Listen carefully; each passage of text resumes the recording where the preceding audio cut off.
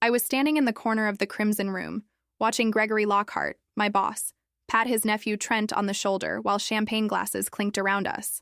The opulent ballroom of the Ritz-Carlton glittered with New York's elite. Board members, investors, and executives from across the tech industry all gathered to witness what Gregory called the future of our legacy. Tonight, Gregory announced, his voice carrying across the hushed crowd, Trent officially inherits Lockhart Technologies' $75 million in shares, a Tesla Model X, and the penthouse in Tribeca. This is what excellence looks like, ladies and gentlemen. The applause was deafening, but I felt invisible. The walls shimmered with crystal chandeliers, polished floors reflecting every smug smile, and my chest ached under the weight of 6 years of humiliation.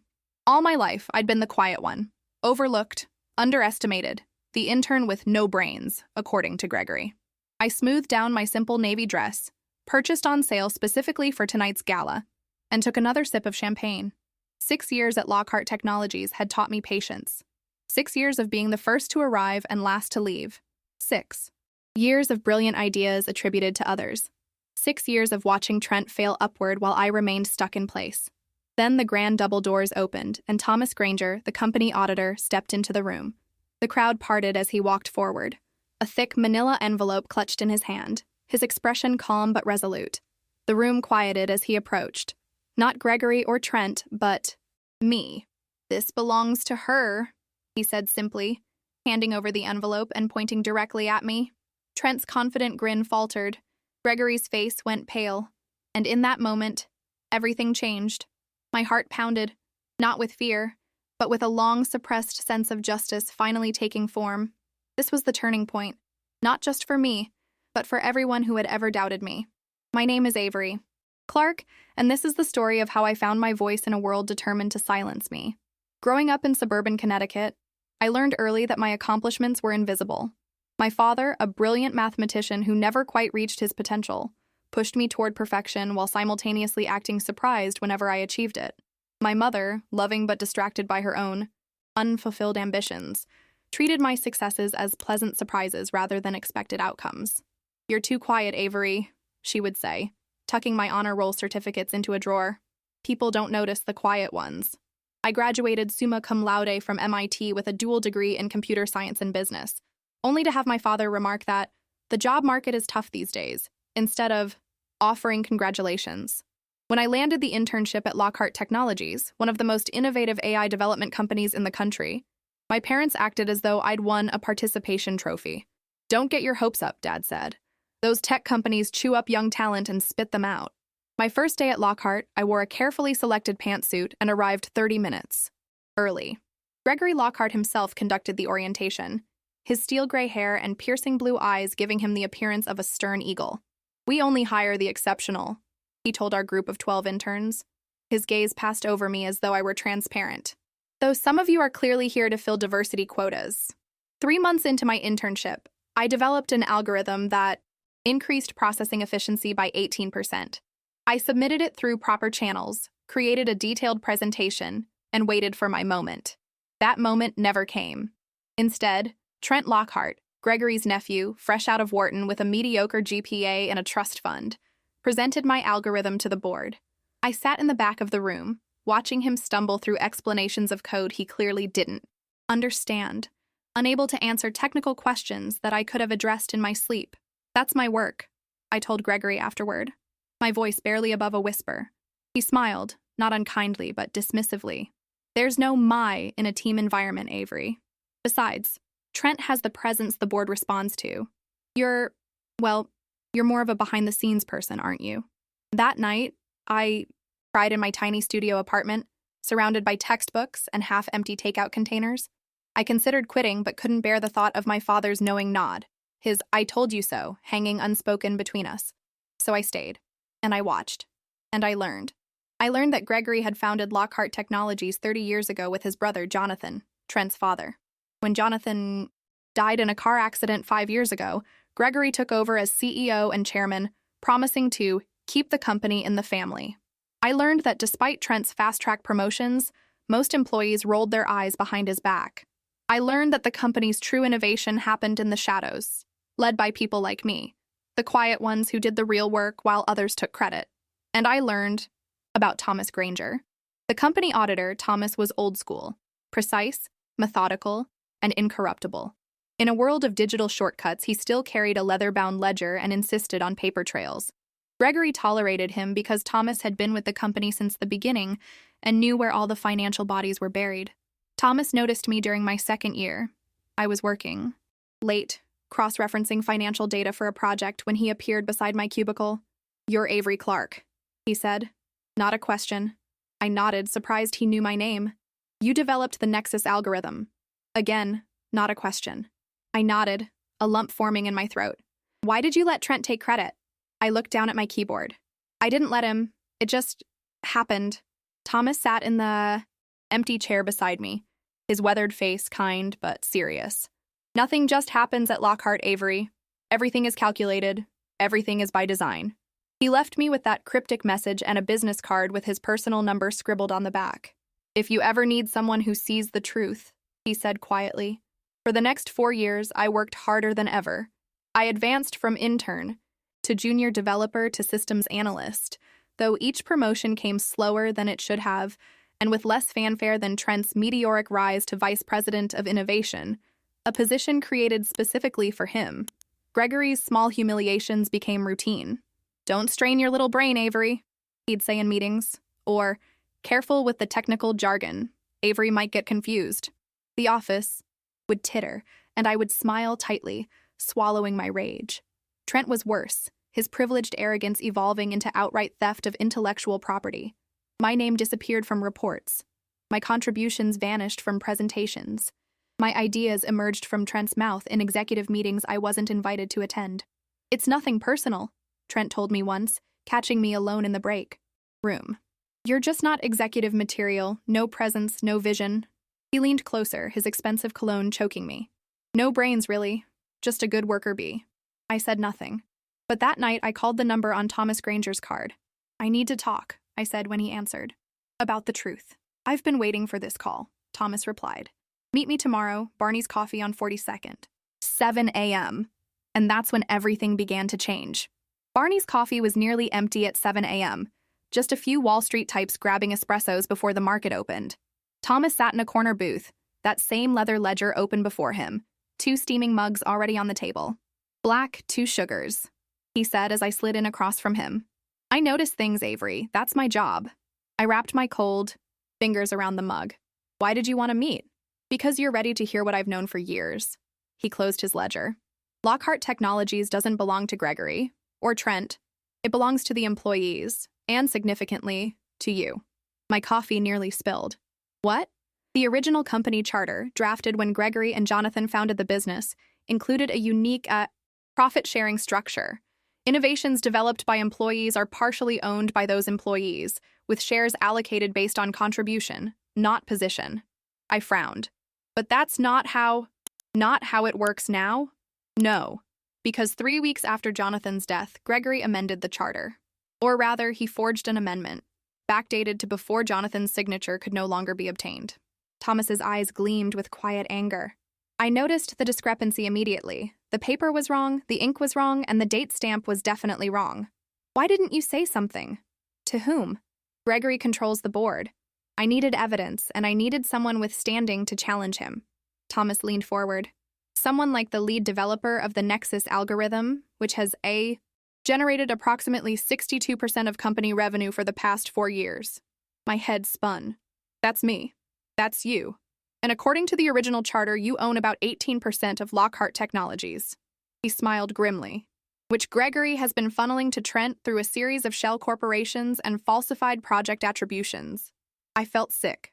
All those years, all that work, stolen not just for credit, but for actual financial gain.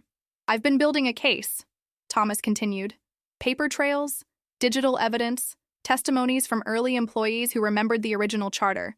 But I needed you to be ready to fight." "Why me? Why not go to the authorities?" Thomas's face softened. "Because you deserve justice, Avery. And because I made a promise to someone who believed in you." "Who?" "Jonathan Lockhart. Before he died, he identified you as the future of the company. 'Watch out for the quiet one,' he told me. 'She's going to change everything.'" Tears pricked at my eyes. Someone had seen me. Someone had believed in me, and I'd never even known. Over the next 3 months, Thomas and I met regularly, building our case in secret. I learned that the upcoming gala, planned as Trent's coronation, was timed to coincide with a major company restructuring that would permanently erase any trace of the original charter and employee ownership structure. Once those papers are signed and the new structure is announced, it's over, Thomas explained. The gala is just theater to distract from the legal maneuvers. So, what's our plan? I asked. Thomas smiled, the first truly happy smile I'd seen from him. We attend the theater, of course, but we changed the ending. The weeks before the gala passed in a blur of covert meetings, late nights reviewing documents, and careful gathering of evidence. I maintained my quiet, unassuming presence at work, while secretly coordinating with Thomas and 2 trusted attorneys he'd brought into our confidence.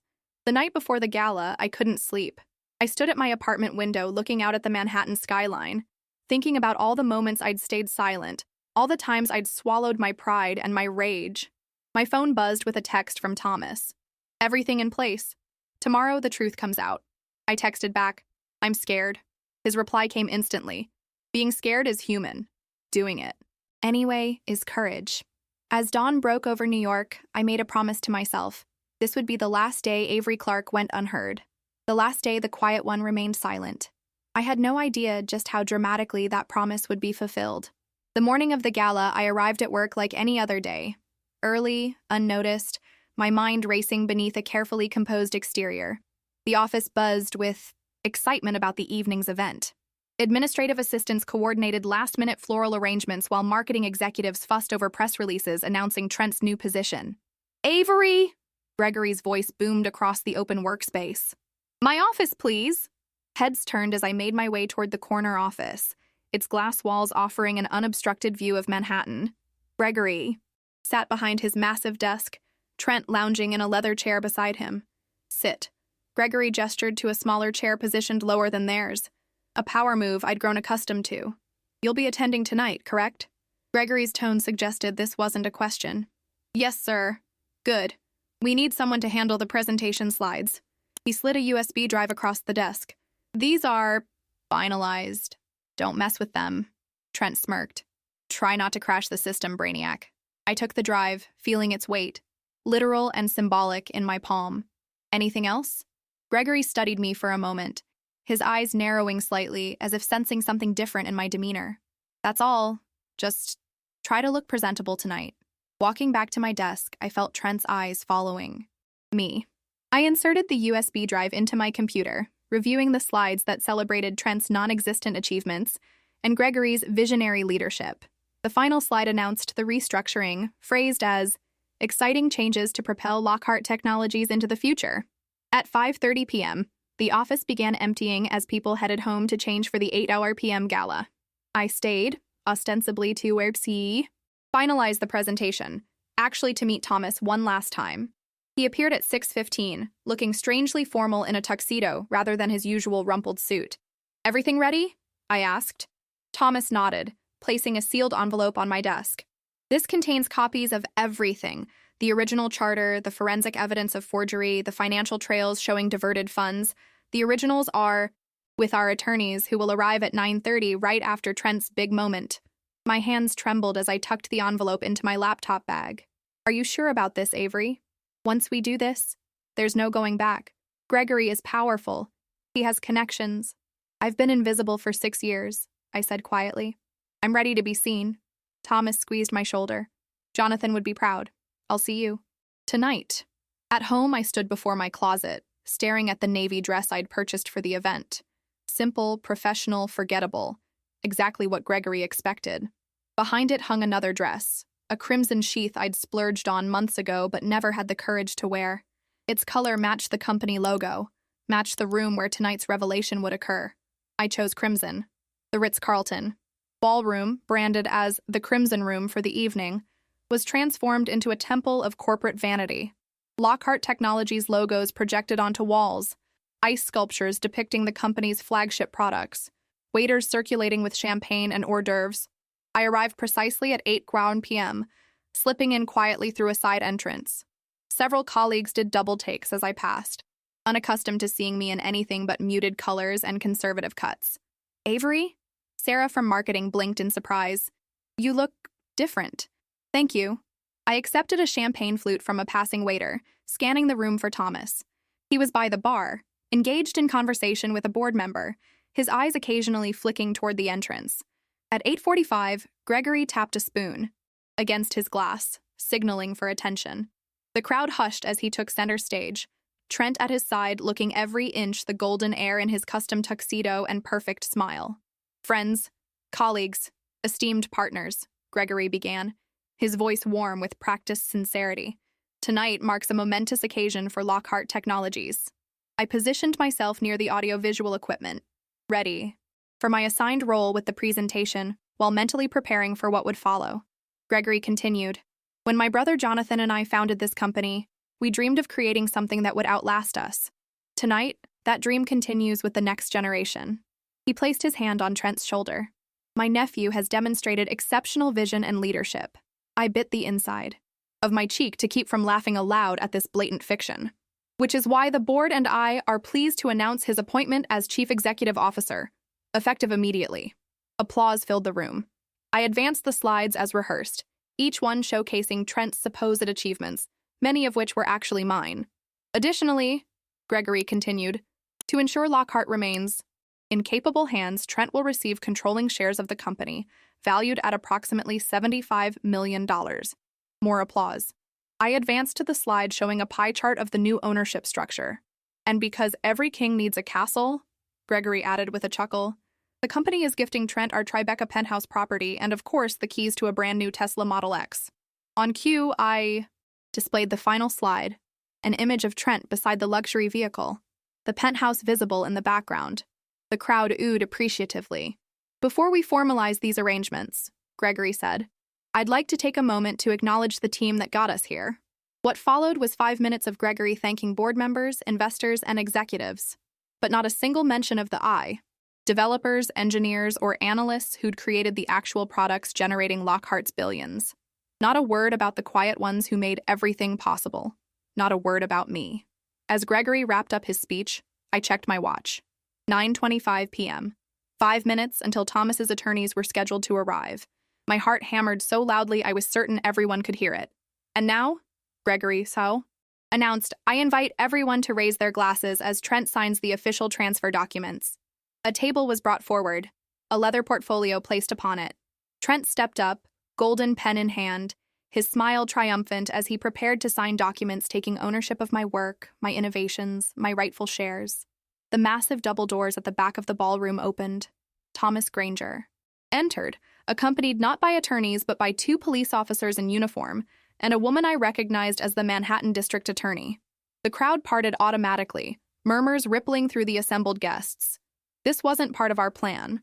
Thomas caught my eye, giving me the slightest nod. He'd changed tactics without telling me, a fact I'd confront him about later. But for now, I trusted him. "Gregory Lockhart," Thomas announced, his voice carrying across the suddenly silent room, "I believe you're about to commit fraud." Gregory's face flushed with anger. "What is the meaning of this? This is a private event." "This is the meaning," Thomas replied, walking forward with steady purpose. The manila envelope, identical to the one in my bag, held high. Forged documents, embezzlement, tax evasion, and intellectual property theft. He stopped, not before Gregory or Trent, but directly in front of me. "This belongs to her," he said simply, handing me the envelope. All eyes turned to me, the invisible woman suddenly the center of attention. "Who?" Trent scoffed. "The intern. What could possibly belong to her?" My moment had come, the quiet one finding her voice. "My name is Avery Clark," I said, stepping forward in my crimson dress. "And according to the original company charter, 18% of Lockhart Technologies belongs to me." The silence that followed my declaration was absolute. A collective held breath as the assembled crowd processed my words. Gregory recovered first, his laugh sharp and dismissive. "This is absurd," he said, gesturing toward the security guards hovering near the exits. "Thomas is clearly suffering some kind of breakdown. Please escort him and Ms. Clark out." The district attorney stepped forward. "I wouldn't do that, Mr. Lockhart. Not unless you want to add obstruction of justice to the charges we're investigating." The guards froze, uncertain. Trent's confident smirk had evaporated, replaced by a look of dawning panic. Uncle... Greg, what is she talking about? Nothing, Gregory snapped. This is a publicity stunt, a disgruntled employee seeking attention. I opened the envelope Thomas had given me, removing the contents with steady hands. These documents show that the original Lockhart Technologies charter established an innovation-based ownership structure. Any employee whose work generated significant revenue was entitled to corresponding shares. That charter was amended years ago, Gregory countered, but I noticed a bead of sweat forming at his temple. Was it? I turned to the crowd. Or was it forged after Jonathan Lockhart's death to ensure Gregory maintained complete control? Murmurs rippled through the audience. Several board members exchanged concerned glances. The evidence is comprehensive, I continued, gaining confidence with each word. Forensic analysis of the paper and ink proves the amendment was created after Jonathan's death, but backdated to appear legitimate. Financial records show systematic diversion of profits from employee innovations, particularly mine. I held up a USB drive. The Nexus algorithm, which powers our core products and has generated 62% of company revenue for the past 4 years, was my creation, not Trent's, as has been falsely claimed in company records and marketing materials. Trent's face had gone ghostly white. That's a lie. I developed that algorithm. Really? I turned to him, years of suppressed anger finally finding expression. Then perhaps you could explain to the board how it works? The mathematical principles behind, it? The optimization techniques it employs? Trent's mouth opened and closed wordlessly. Or, I continued, we could ask the original development team, the ones who watched me work nights and weekends while you took extended lunches and posted vacation photos from the Maldives. Gregory stepped between us. Enough of this spectacle. The board has already approved tonight's transfers. Whatever grievance you think you have, Avery, can be addressed through proper channels. I believe the board might want to reconsider, Thomas said, nodding to one of the officers who brought forward a laptop, especially given what we found when executing our search warrant this afternoon. The officer set up the laptop, turning its screen toward the crowd. This is security footage from Mr. Lockhart's office, recorded 3 days ago. The video played, showing Gregory at his desk with Trent beside him. Gregory was clearly instructing Trent on what to say during tonight's gala, rehearsing specific phrases about his supposed contributions. And if anyone asks technical questions, Trent asked on the recording. Gregory laughed. Just say it's proprietary. No one will push. Besides, the only person who could challenge you is Avery, and she's too meek to open her mouth. Trent chuckled. The intern with no brains. Exactly.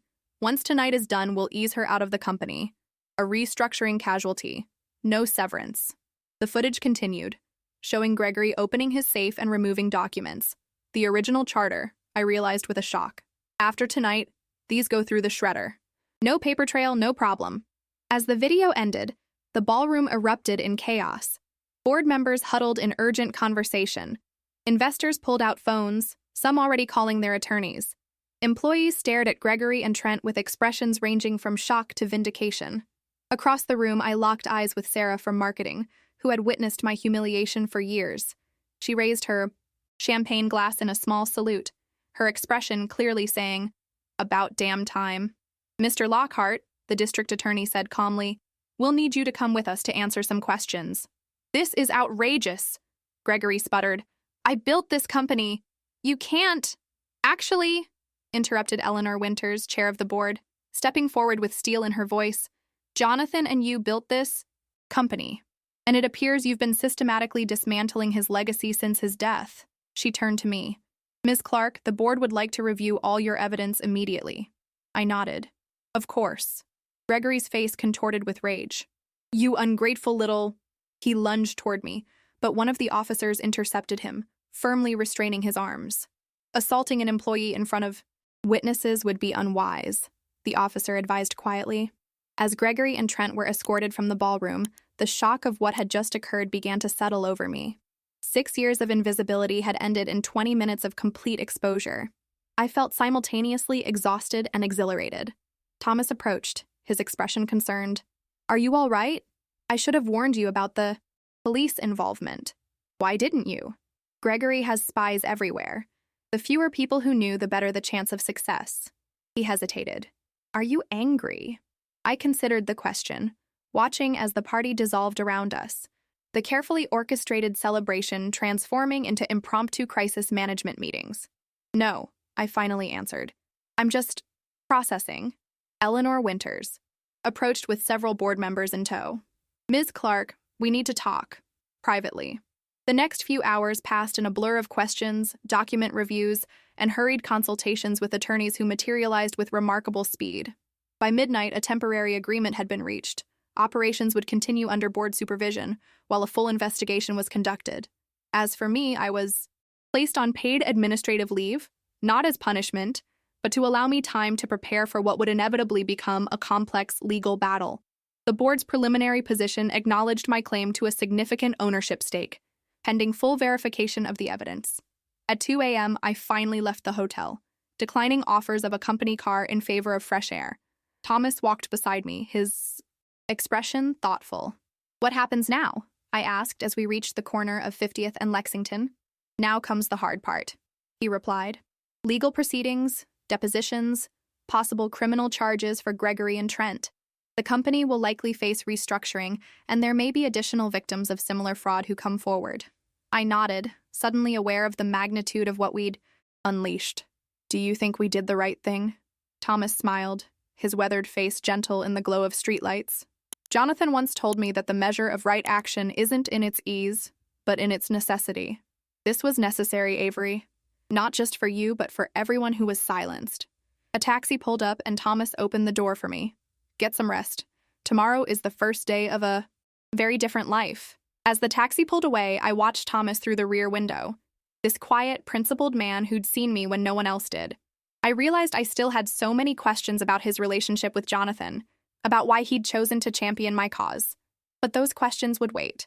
For now, I leaned back against the seat, closed my eyes, and allowed myself to feel something. Unfamiliar, the lightness of being heard. The morning after the gala, I woke to my phone buzzing incessantly. Missed calls from unknown numbers, text messages from colleagues I barely knew, and news alerts with headlines like Lockhart Technologies in turmoil and Tech heiress emerges from shadows. Tech heiress. The phrase made me laugh out loud in my empty apartment. I silenced my phone and made coffee, trying to process the previous night's events. For 6 years, I'd been invisible. Now, suddenly, everyone wanted to see me, hear me, know me. The irony wasn't lost on me. My doorbell rang at 9:30 a.m. Through the peephole, I saw Thomas, holding a bakery box and looking apologetic. Peace offering, he said when I opened the door. Cinnamon rolls from Levain. I let him in, noticing he'd reverted to his usual rumpled suit. You should have warned me about the police. I know. He set the box on my kitchen counter. But Gregory has eyes and ears everywhere. The fewer people who knew the full plan, the better. So what happened? Last I knew, we were meeting with attorneys at 9:30. Thomas poured himself coffee without asking. A comfortable familiarity between us that I hadn't noticed before. The DA has been investigating Gregory for months on unrelated tax matters. When I approached her with our evidence, she saw an opportunity to strengthen her case. I picked at a cinnamon roll. And the search warrant for his office. Executed yesterday afternoon while you were preparing for the gala. Pure luck they caught that conversation about you on camera. Thomas's eyes crinkled. Though perhaps not entirely luck. I may have mentioned to the DA that Gregory keeps incriminating documents in his office safe. For the first time, I wondered exactly how much Thomas had orchestrated behind the scenes. How long he'd been plotting this downfall. What happens now? I asked. Gregory was released on bail this morning. Trent wasn't charged yet, but he's been barred from company premises pending investigation. Thomas sipped his coffee. The board is meeting at noon. They've requested your presence. Anxiety twisted in my stomach. For what purpose? They didn't say, but I suspect they want to discuss your role moving forward. 18% ownership makes you the largest individual shareholder. I nearly choked on my cinnamon roll. The reality of my situation was still sinking in. Yesterday, I was a mid-level systems analyst. Today, I potentially owned nearly 1/5 of a multi-billion-dollar company. I don't know anything about running a corporation, Thomas. He smiled slightly. Neither did Jonathan when he started. Neither did Gregory, though he'd never admit it. He checked his watch. We should head over soon. The press is camped outside. Lockhart Tower. We'll use the service entrance. I dressed carefully, a structured charcoal suit that projected confidence I didn't feel, paired with the only designer item I owned, a Hermes scarf my grandmother had given me before she died. "For when you need to remember your worth," she'd said. Today seemed appropriate. The service entrance strategy worked. We reached the executive floor without encountering reporters. Eleanor Winters was waiting in the conference room, along with 4 other board members and a severe-looking woman introduced as Patricia Lawson, external counsel. "Ms. Clark," Eleanor began once we were seated, "first, let me say that the board is deeply disturbed by what transpired last night. If Mr. Lockhart defrauded you, and the evidence suggests he did, you have our sincere apologies." I nodded, saying nothing, remembering how these same board members had applauded Trent's promotion for years. "We've reviewed the original charter," Patricia continued. "Your claim to ownership appears legitimate, though final determination will require forensic verification of documents and comprehensive financial auditing." "How long will that take?" I asked. "Months, potentially. In the meantime, the company needs leadership." Eleanor leaned forward. "The board proposes a temporary arrangement. You would be named Interim Chief Innovation Officer, with a seat on the board. This acknowledges your contributions while allowing operations to continue during the investigation." It was a smart move, keeping me involved but contained, preserving the existing power structure while appearing to address the injustice. I glanced at Thomas, whose slight head tilt confirmed my assessment. "And if I decline?" I asked. Eleanor's smile tightened. "That would be unfortunate for everyone. Lockhart Technologies employs over 5,000 people worldwide. A prolonged leadership vacuum could be devastating." "I understand the concern," I said carefully, "but I'm not agreeing to anything without my own counsel present." Patricia nodded approvingly despite herself. "Wise decision." "One more thing," I added. "Whatever arrangement we reach must include reinstating the original profit-sharing structure for all employees whose innovations generate revenue. Not just for me." Surprise flickered across the board members' faces. They'd expected me to focus on my personal gain. "That could have significant financial implications," one of the men objected. "So did stealing from your employees for years," I countered. "Consider it the cost of making things right." The meeting adjourned with an agreement to reconvene in 2 days, after I'd consulted with attorneys Thomas had already lined up. As we left the building through the same service entrance, Thomas seemed thoughtful. "You surprised them," he said as we slipped into a waiting car. "They expected greed or revenge. I'm not interested in either." "What are you interested in, Avery?" I considered the question, watching the Manhattan streets blur past the window. "Justice, I suppose. Not just for me, for everyone whose work was stolen, whose ideas were appropriated, whose contributions were erased." Thomas nodded, something like pride in his expression. "Jonathan would have said the same thing. You knew him well, didn't you? Better than just company auditor and founder?" A sad smile crossed his face. "He was my best friend. We were roommates at Stanford. I was the best man at his wedding." He paused. "I'm also Trent's godfather, though he doesn't know that. Jonathan asked me to keep an eye on him after—" His voice trailed off. "After what?" Thomas sighed. "After it became clear that Gregory was influencing him in troubling ways. Jonathan worried that Trent was learning the wrong lessons about power, about success. He was right to worry." "Yes," Thomas agreed quietly, "though I failed in that particular duty." The car stopped outside my apartment building. "I didn't thank you properly," I said, "for everything you did." "Don't thank me yet. The hard part is still coming." "What's that?" His expression turned serious. "Deciding what kind of leader you want to be." The next 2 days passed in a whirlwind of legal consultations, media speculation, and personal recalibration.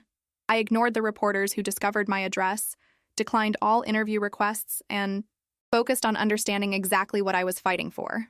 My parents called, having seen my name in the news. "Is everything all right?" my mother asked, concern edging her voice. "They're saying such strange things about you owning part of Lockhart." "It's true, Mom, all of it." A pause. "Oh, Avery, we had no idea you were doing such important work." The pride in her voice, so long sought, so belatedly given, felt strangely hollow. When I returned to Lockhart Tower for the follow-up meeting, I brought not only my legal team but a comprehensive proposal. A new corporate structure that restored the original profit-sharing model while creating mechanisms to prevent future abuses. I'd worked through the nights to develop it, drawing on everything I'd learned in 6 years of watching how power operated at Lockhart. The board was visibly surprised by my preparation and vision. Eleanor recovered quickly. This is thorough, Ms. Clark. We'll need time to review it. Of course. But I want to be clear. I'm not accepting the interim CIO position. I met each board member's eyes in turn.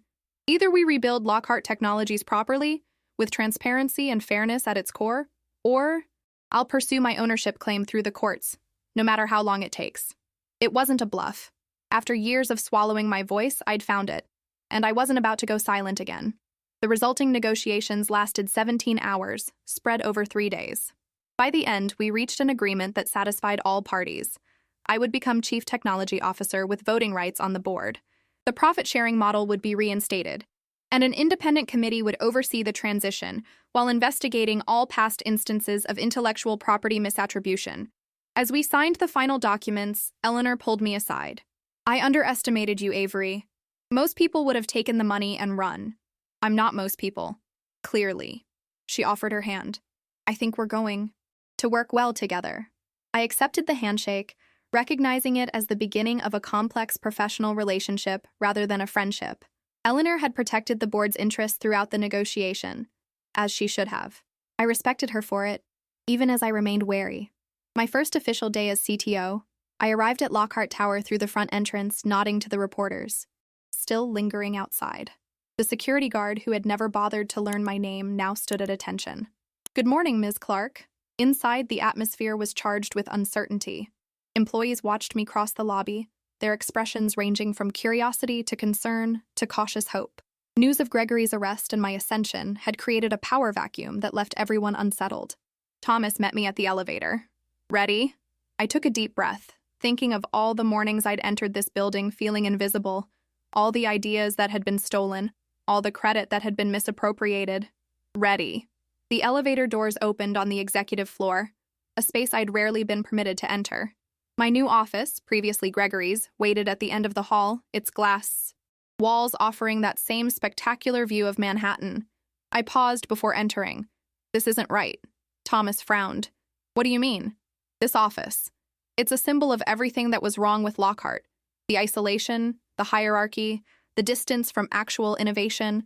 I turned, addressing the executive assistants and managers who had stopped to watch my arrival. Is there an empty conference room on the development floor? A young woman stepped forward. Yes, Ms. Clark. Conference room C has been unused since the East Wing renovation. Perfect. That's my new office. Have IT set it up by noon. I smiled at their confused expressions. The CTO should be where the technology happens, don't you think? As murmurs spread, I felt something shift in the air. The first tremor of real change. The quiet one had found her voice, and Lockhart Technologies would never be the same. My decision to establish my office on the development floor sent ripples throughout Lockhart Technologies. Some board members considered it undignified. Middle managers worried about the collapse of hierarchical authority. And the development team, my former colleagues, viewed it with cautious optimism. You're making waves, Thomas observed during our daily briefing, 1 week into my tenure as CTO. Good. I signed the last of the documents he'd brought. Approvals for the forensic accountants investigating Gregory's financial manipulations. Waves clear stagnant water. My office, formerly Conference Room C, had been transformed into a functional workspace with glass walls that remained, transparent, unlike Gregory's privacy-tinted barriers. I'd insisted on a large table rather than an imposing desk, creating an environment that invited collaboration rather than intimidation. The first significant challenge to my leadership came from an unexpected source. Victor Reynolds, Vice President of Engineering and Trent's closest ally in the company. He requested a meeting 3 days after. I settled into my new role. Avery, he began, deliberately omitting my title. I want to discuss these changes you're implementing. I gestured for him to continue. Moving your office down here sends a concerning message about executive authority. The profit-sharing documentation you've circulated creates unrealistic expectations among junior staff, and your request for a complete audit of all patent applications has halted our innovation pipeline. Is that all? I asked calmly. Victor blinked, clearly expecting defensiveness. For now, yes. Then let me address each concern. My office location demonstrates that leadership should be accessible, not isolated. The profit-sharing documentation simply restores original company policy that was illegally altered. And the patent audit ensures that credit and compensation goes to actual inventors, not whoever has the most impressive title. Victor leaned forward, dropping his professional veneer. Look, we both know what you're doing.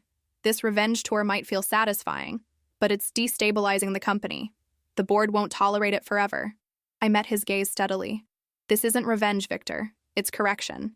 And if ensuring proper credit for innovations destabilizes Lockhart, then perhaps what we built wasn't stable to begin with. We? He laughed. You were a nobody until a week ago. Some of us have given decades to this company. And some of you have taken credit for others' work for decades, I replied, keeping my voice level. Which is precisely why these changes are necessary. Victor stood, abruptly. You won't last 6 months. The old guard won't allow it. After he left, I sat quietly, considering his warning. The old guard, executives who had thrived under Gregory's leadership, who had benefited from the systematic appropriation of others' work, would indeed resist. Victor's visit wasn't a spontaneous complaint, it was a calculated message. I needed allies. That afternoon, I called a meeting of the development team, 30 engineers, programmers, and analysts who formed Lockhart's creative core. Many had been my colleagues. Some had witnessed my humiliation. Others were new hires who knew me only as the sudden CTO who emerged from scandal. Thank you for coming, I began, standing before them in the largest conference room. I know there are rumors and uncertainties about Lockhart's direction. I want to address them directly. For the next hour, I outlined my vision. Transparent attribution of innovations, fair compensation based on contribution, and collaborative leadership, rather than top-down dictates. I acknowledged the chaos of the transition and invited their questions, even the difficult ones. Why should we trust you? Asked Diane Chen, a brilliant programmer who had joined 6 months ago. You appeared out of nowhere with ownership claims and police. How do we know this isn't just a power grab? It was the question I'd been waiting for, the one that needed answering before real trust could develop. You shouldn't trust me automatically, I replied. Trust should be earned through actions, not promised through words. So watch what I do, not just what I say. Judge me by whether credit flows to those who deserve it, whether innovation is rewarded fairly, whether hierarchy serves function rather than ego. Diane nodded slowly, seemingly satisfied with my answer. One more thing, I added. Every person in this room has my direct contact information. If you see problems, especially with me or my leadership, speak up. The quiet ones deserve to be heard. The meeting ended with cautious optimism. Not universal support. That would have been suspicious. But enough goodwill to begin building momentum. Over the next 3 weeks, I implemented changes methodically. Establishing clear documentation processes for innovations. Creating a review committee composed of developers and legal experts to evaluate patent applications. And initiating a comprehensive audit of past products to identify misattributed work. Resistance crystallized around Victor and a group of senior executives who had prospered under Gregory's regime. They didn't oppose me openly, that would have been too obvious, but practiced a form of administrative sabotage, delayed responses to requests, misplaced documents, and subtle undermining in board meetings. They're building a case against you, Thomas warned during a private lunch, painting you as inexperienced and destabilizing. Let them try, I replied. Results will speak louder. Those results began emerging faster than even I had anticipated. The development team, energized by the new attribution model, accelerated their work. 3 major innovations reached prototype stage in weeks rather than months. Employee satisfaction scores, measured anonymously through HR, increased by 22% in non-executive departments. But the most significant development came from the forensic accountants investigating Gregory's financial manipulations. They discovered that beyond diverting my shares to Trent, Gregory had systematically stolen innovations from at least a dozen other employees over the years, reducing the company's official patent portfolio by nearly 40%. I called those employees to my office individually, sharing the evidence of what had been taken from them and outlining the compensation they would receive. Some wept. Others expressed vindication. All asked the same question. Why are you doing this? My answer never varied. Because it's right. The turning point in the power. Struggle came unexpectedly. During a routine board meeting 6 weeks into my tenure, Victor presented a motion to restructure the executive team, a thinly veiled attempt to dilute my authority by creating new positions that would limit the CTO's scope. Ms. Clark is undoubtedly talented, he concluded smoothly, But her focus should remain on technology, not broader corporate governance. This restructuring maintains her technical role while ensuring experienced hands guide overall strategy. Eleanor, who had remained neutral in most conflicts, looked to me. Your response, Avery? I could have argued, defended my position, outlined my successes. Instead, I nodded toward Patricia, our legal counsel, who distributed documents to each board member. These are the results of the forensic accounting investigation, I explained. They detail not only Gregory's fraud, but also identify the individuals who aided him, knowingly or unknowingly. The room fell silent as board members flipped through the pages. Victor's name appeared repeatedly, linked to misappropriated patents and diverted compensation. I'm not interested in public humiliation or revenge, I continued calmly. My goal has always been correction, not punishment. But I cannot allow Lockhart to return to practices that betrayed its founding principles. Victor's face had gone pale. These allegations are fully documented and independently verified, I interrupted. The question isn't whether they happened, Victor. The question is what we do now. I turned to address the entire board. I propose amnesty for past actions in exchange for commitment to our new practices. No criminal charges, no public exposure, provided those involved acknowledge past wrongs and work constructively moving forward. Eleanor studied me, surprise evident in her expression. You're not seeking terminations? Firing people doesn't change culture. Transforming how we work does. The board voted unanimously to table Victor's restructuring proposal and implement my amnesty program. As the meeting adjourned, Eleanor pulled me aside. That was unexpected. Which part? The mercy. Most people in your position would have demanded blood. I thought of all the years I'd spent invisible, all the humiliation I'd endured. Revenge perpetuates cycles. I'm interested in breaking them. As I walked back to my office, I passed Victor in the hallway. He stopped, his expression a complex mixture of relief and resentment. Why didn't you destroy me? You had the ammunition. Because destruction isn't leadership, I replied simply, and because someday you might prove more valuable as an ally than an enemy. That evening, as the office emptied and Manhattan's lights began twinkling through the windows, Thomas found me still at my desk, reviewing development proposals. You've had quite a day, he observed, settling into a chair across from me. Is it over? The resistance? He smiled slightly. Never entirely, but you've broken its back. The old guard will adapt or depart gradually. Your approach with Victor was masterful. I closed my laptop, suddenly exhausted. Not masterful, just human. Jonathan would have been proud, Thomas said quietly. He always believed the company's greatest asset was its humanity, not its technology or market position. You mention him often, but never in detail. Who was Jonathan Lockhart, beyond Gregory's brother and company co-founder? Thomas's eyes grew distant. He was the moral compass, the one who saw people, not just their utility. He was brilliant but kind, ambitious but ethical. A sad smile crossed his face. He was also terribly worried about his son. I straightened in surprise. Trent is Jonathan's son? I always assumed he was Gregory's nephew through a sister. No, Trent is Jonathan's only child. After Jonathan died, Gregory became his legal guardian, and, well, you've seen the results. Thomas sighed heavily. Jonathan would be heartbroken to see what Trent became under Gregory's influence. This revelation shifted something in my understanding of Trent, of Gregory, of the entire Lockhart drama. Trent wasn't just a privileged nephew. He was an orphaned son, shaped by his uncle's worst qualities rather than his father's best ones. Why are you telling me this now? I asked. Because you'll be receiving a specific visitor tomorrow. Gregory's attorneys have negotiated a supervised visit to collect personal items from his office, which is now your office. Thomas hesitated. Trent will be accompanying him. I felt a twist of anxiety. I hadn't seen either man since the night of the gala, the night everything changed. What should I do? That's entirely up to you, Thomas replied. But if I may offer one observation, how you handle enemies who've lost their power says more about your leadership than how you handle them when they're threatening you. After Thomas left, I remained at my desk, watching the city lights and considering tomorrow's encounter.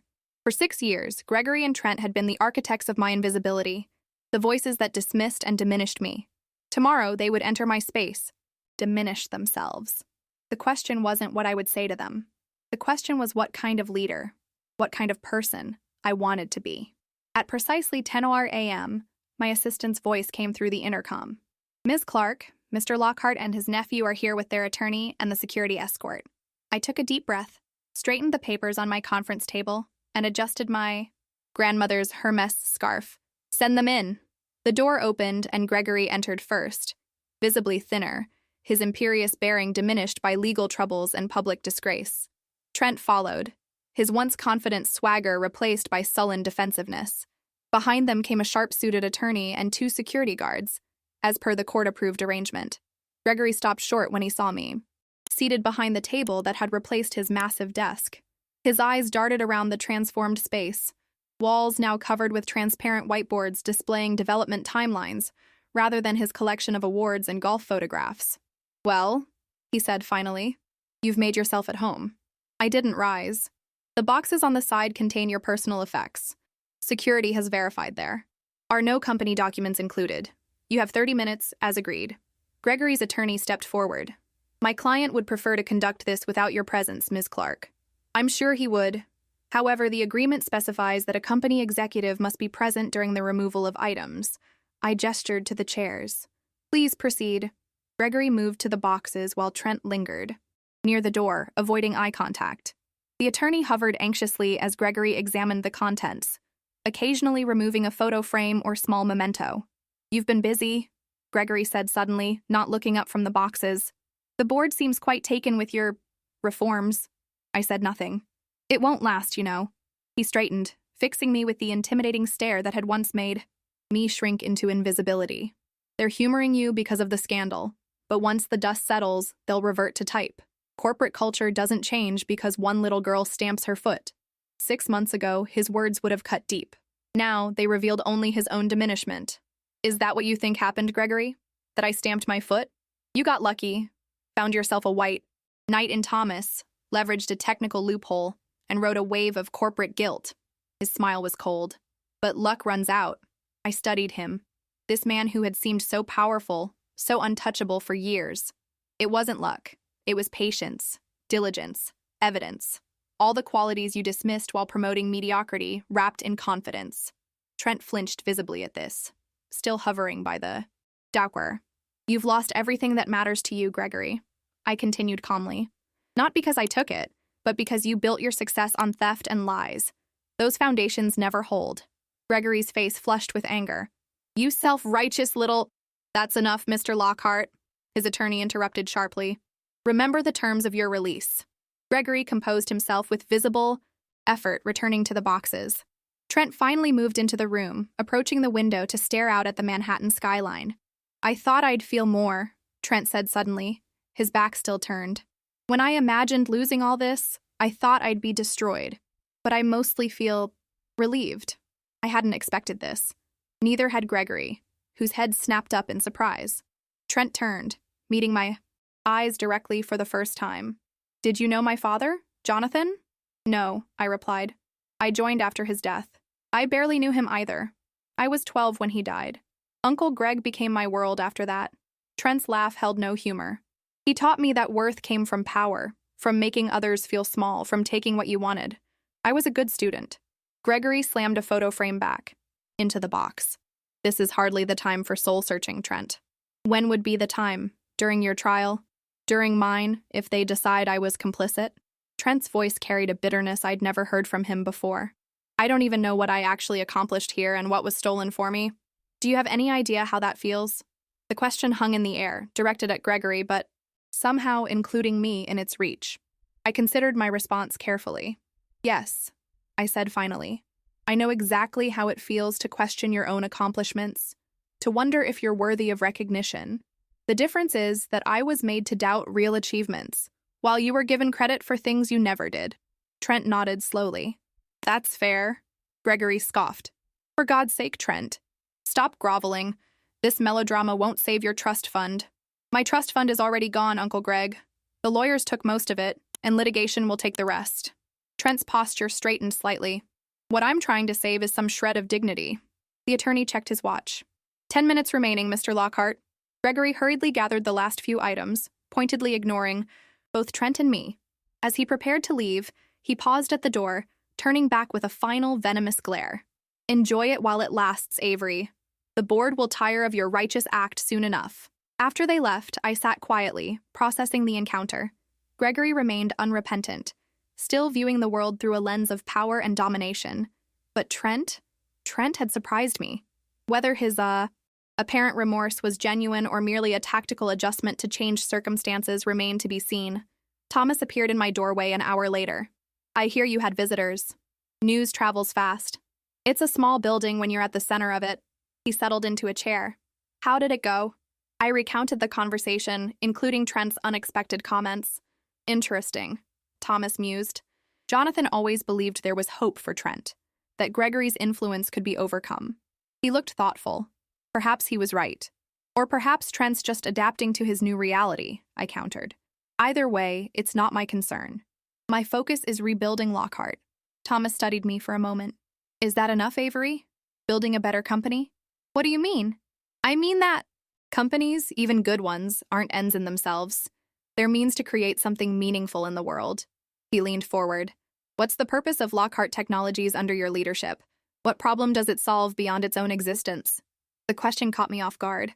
I'd been so focused on correcting past wrongs, on establishing fair systems and proper attribution, that I hadn't fully articulated a forward-looking vision. I need to think about that, I admitted. Good. That's precisely what a leader should do. Thomas rose. Speaking of leadership, the executive committee is waiting for your quarterly strategy presentation. Shall we? The next several months passed in a blur of activity. Gregory's trial for securities fraud and tax evasion proceeded slowly through. The legal system, occasionally generating headlines but increasingly irrelevant to Lockhart's daily operations.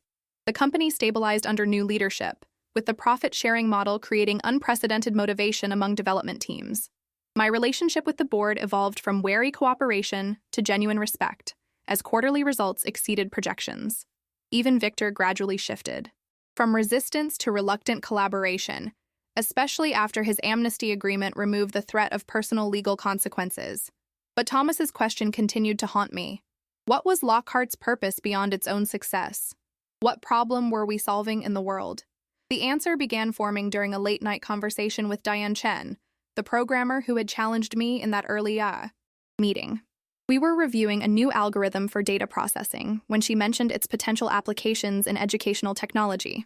The real problem with most learning platforms, Diane explained, is they can't adapt to individual cognitive patterns. But this approach could revolutionize personalized education, especially for neurodivergent students. Something clicked. Tell me more about that. By morning, we had outlined a new division focused on educational technology for underserved communities and learning styles. The concept resonated deeply with me, creating tools that would make visible those who might otherwise remain unseen, unheard, or misunderstood. Tools that would recognize and nurture quiet brilliance. I presented the concept to the board the following week, expecting resistance to such a significant strategic shift. Instead, I found surprising support, particularly from Eleanor. It's commercially viable with tremendous social impact potential, she noted. And frankly, it gives Lockhart a redemption narrative after the Gregory scandal. I like it. With board approval, we launched the Lockhart Learning Initiative, partnering with educational researchers and neurodiversity advocates to develop adaptive learning platforms. The project quickly became the company's North Star, not just a product line, but a purpose that infused meaning into our daily work. 8 months after the night that changed everything, I received an unexpected email request, Trent Lockhart asking to meet for coffee. My initial instinct was to decline, but curiosity won out. We arranged to meet at a neutral location, a small cafe in Bryant Park, away from corporate settings. He was waiting when I arrived, noticeably different from the arrogant executive I'd known. His expensive suit had been replaced by casual clothes, his styled hair now longer and less precise. "Thank you for coming," he said as I sat down. "I wasn't sure you would." "Neither was I admitted. "What can I do for you, Trent?" "Nothing, actually. I wanted to do something for you." He pushed a folder across the table. "These are signed statements acknowledging that several key innovations attributed to me during my time at Lockhart were actually your work. I've had them notarized and sent copies to the patent office." I opened the folder, scanning the documents with surprise. Why now? The company investigation already established the truth. Because a corporate investigation doesn't erase public perception. These statements are for you personally, not just for Lockhart's records. Trent looked down at his coffee. It's the right thing to do. And what about you? What are you doing now? A small smile crossed his face. Believe it or not, I'm teaching computer science at a community college in Brooklyn. Entry-level courses. He shrugged at my obvious surprise. Turns out I actually did learn something during all those years of taking credit for other people's work.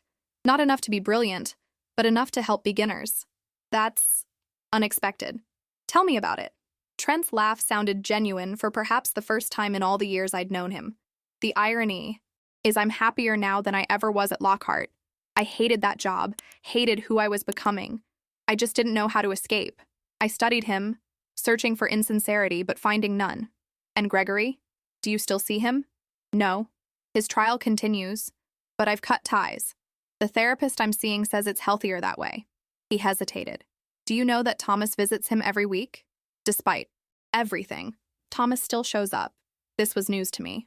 Thomas had never mentioned ongoing contact with Gregory. I should go, Trent said, rising.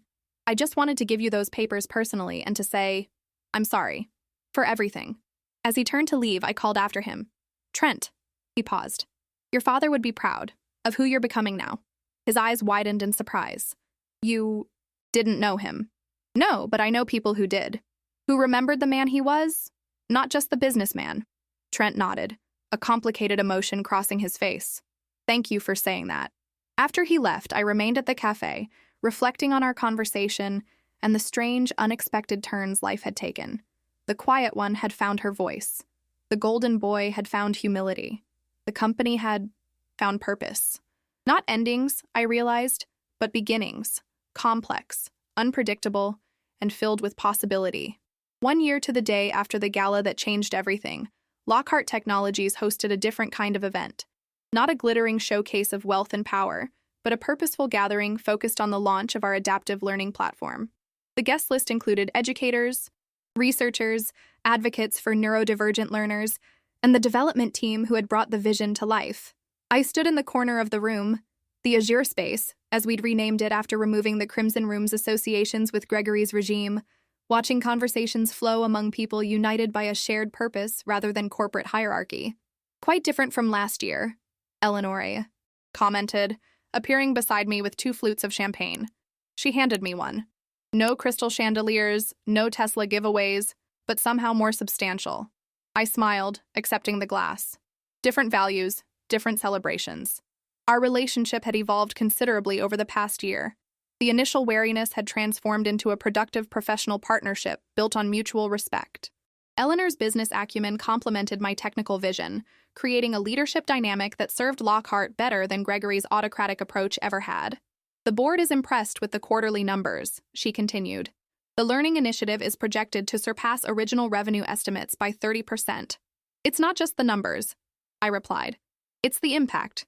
We've received over 2,000 testimonials from early adopters, students who found their learning style recognized for the first time, teachers who can finally reach every student effectively. Eleanor nodded. Doing well by doing good, the best kind of business model. She gestured across the room. Your parents seem pleased.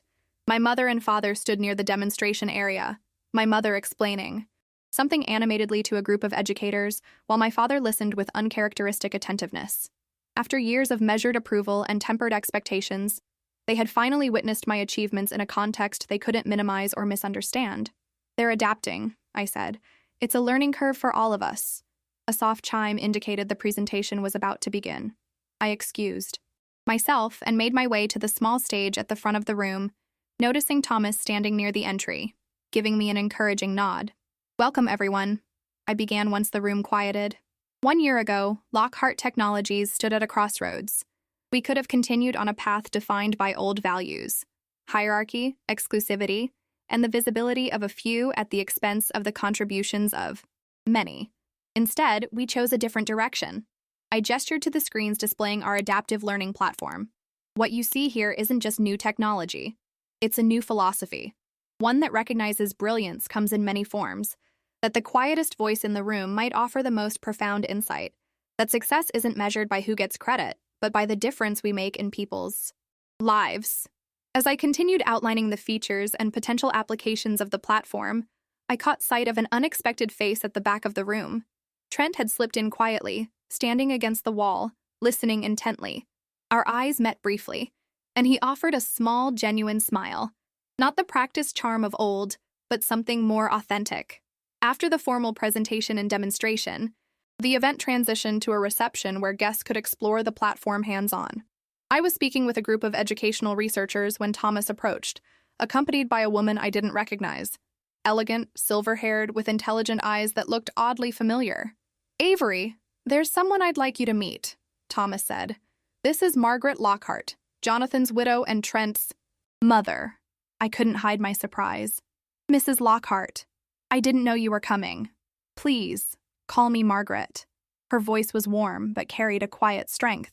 "Thomas has kept me informed about the changes you've made here. I wanted to see for myself." She glanced around the room. "Jonathan would have loved this. It's what he always intended Lockhart to be.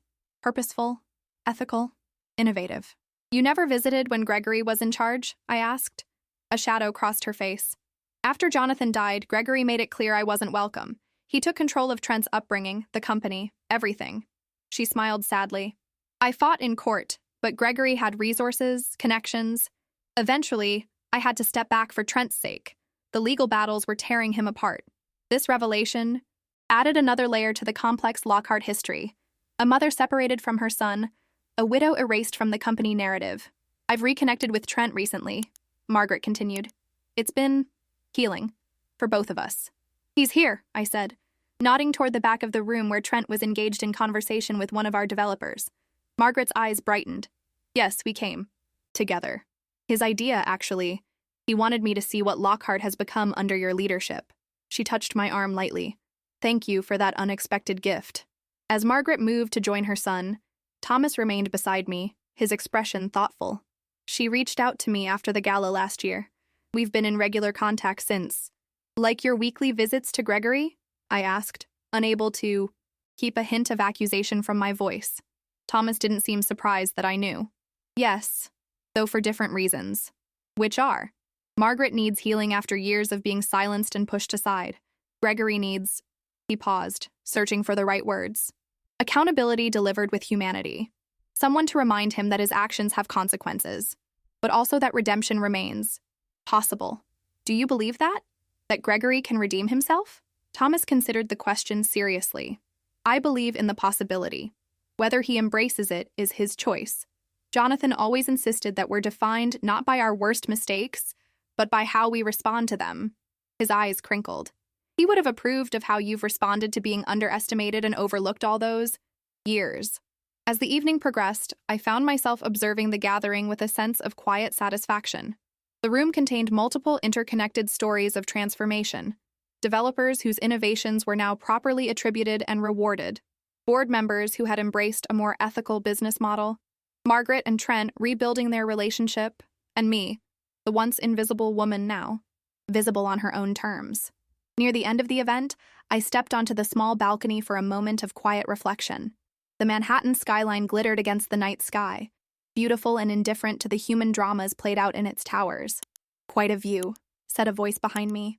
I turned to find Diane Chen, now head of educational development and one of my most trusted colleagues. "Both, literally and metaphorically," I agreed. She leaned against the railing beside me. "I've been meaning to tell you something. That first meeting, when I asked why we should trust you, I remember. I didn't ask for myself. I already trusted you." Diane smiled. "I asked because everyone else was thinking it but afraid to say it aloud. I wanted them to hear your answer." "Why?" "Because I recognized something in you that first day. Someone who understood what it meant to be overlooked, to have your ideas attributed to others.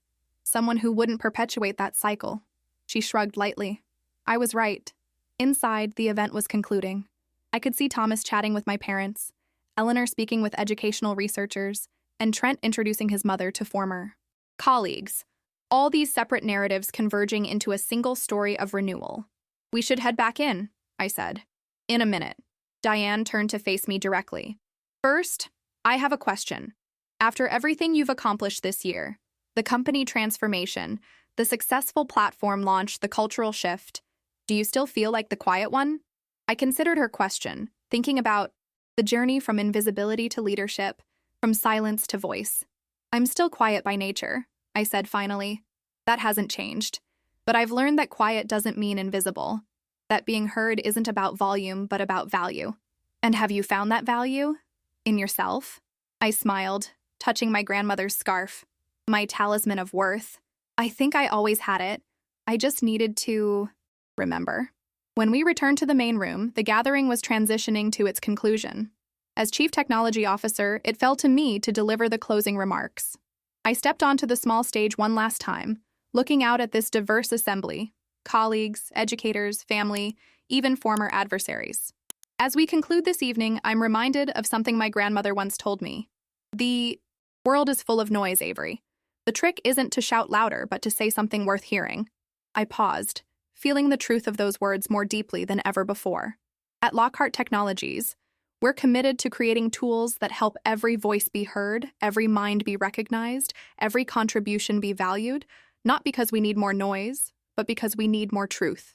The applause that followed wasn't thunderous or dramatic. It was thoughtful, genuine, the kind of acknowledgement that comes from true recognition, rather than obligation or spectacle. Later that night, long after the guests had departed, I returned to my office, still on the development floor, still with transparent walls and a conference table rather than an imposing desk. Thomas found me there, reviewing feedback from the event. "You're not celebrating?" he asked, settling into a chair. "This is my celebration," I replied, gesturing to the positive comments from educators eager to implement our platform. Seeing the impact. Thomas smiled. "Jonathan used to say something similar. Success isn't in the accolades, but in the aftermath. What changes because you were there? You miss him still. Every day." Thomas's expression grew reflective. "But I see pieces of him continuing. In the company's renewal, in Trent's halting steps toward becoming his own man, in Margaret's return to the Lockhart story, and in you, though you never knew him. In me, your insistence on fairness, on proper attribution, on finding purpose beyond profit.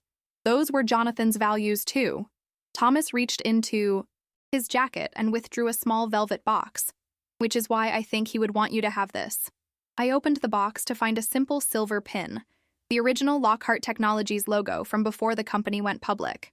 "Jonathan had this made when they founded the company," Thomas explained. "A reminder of first principles," he called it. "Margaret found it when she was going through storage. Recently, she asked me to give it to you." The pin was elegant in its simplicity. No diamonds or precious metals, just the clean lines of the original logo representing innovation with integrity. "Thank you," I said, deeply moved. "For this, and for everything else. For seeing me when no one else did. I only pointed out what was already there, Avery. You did the rest yourself." As Thomas left, I remained at my desk, holding the pin and reflecting on the journey that had brought me here. From overlooked intern to company leader. From the quiet one to the voice that helped reshape Lockhart Technologies. The building was silent around me, most employees long gone for the day. Yet unlike the silence of invisibility I'd known for years, this silence felt purposeful, a space for reflection, before action, for listening before speaking, for valuing substance over noise. I pinned Jonathan's logo to my lapel and gathered my things, ready to head home. Tomorrow would bring new challenges, new opportunities to ensure that innovation served purpose, that quiet brilliance received recognition, that every voice worth hearing found its audience. The quiet one had found her voice, and in doing, so had helped others find theirs.